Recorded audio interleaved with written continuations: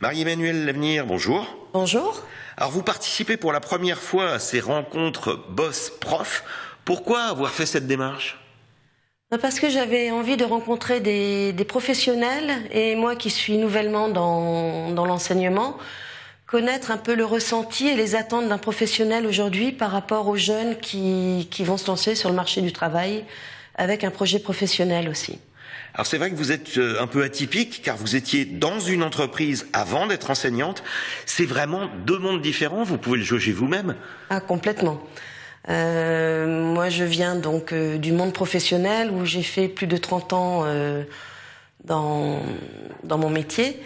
Et là maintenant je me retrouve face à des jeunes qui, je leur enseigne de l'horticulture, mais qu'ils ne vont pas forcément exercer plus tard. Mon but c'est à travers l'horticulture leur faire passer des compétences qui seront transversales pour leur futur métier. Alors atypique, vous l'êtes aussi par l'enseignement et l'établissement où vous enseignez. Vous l'avez dit, vous enseignez l'horticulture, mais dans un SECPA. C'est quoi un SECPA ? Alors un SECPA, ça fait partie d'un collège d'enseignement général et c'est une division une section plutôt à part qu'on va appeler section d'enseignement général professionnel adapté. Ça s'adresse principalement à des jeunes qui ont eu des soucis de la vie, comme ça peut arriver, et qui ont aussi parfois des problèmes de lecture et d'écriture. Alors on parle aujourd'hui de rencontres boss-prof, et justement vos élèves dits difficiles ont-ils une chance de trouver un emploi grâce à l'éducation nationale ?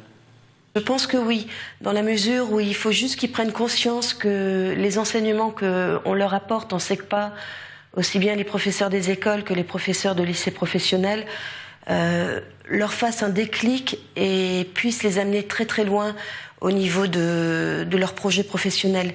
Ils ont vraiment besoin de cet accompagnement permanent, voire même parfois, je pense, individualisé. Mais je suis sûre que si vraiment ils ont ce déclic, ils auront toutes les possibilités ouvertes devant eux.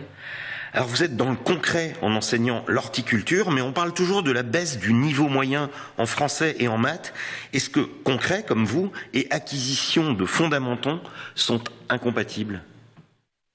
Je dirais que le français et les mathématiques, bon moi je l'utilise pas de trop. Je demande à mes élèves de prendre des cours, quelques phrases, parce que le plus gros est fait sur des cours que je fais moi-même.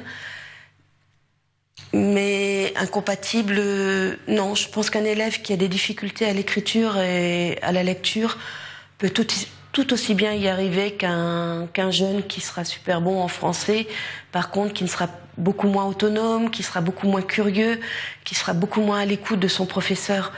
Donc je pense qu'il n'y a pas de problème à ce sujet et je pense qu'aujourd'hui il ne faut pas s'arrêter à ça.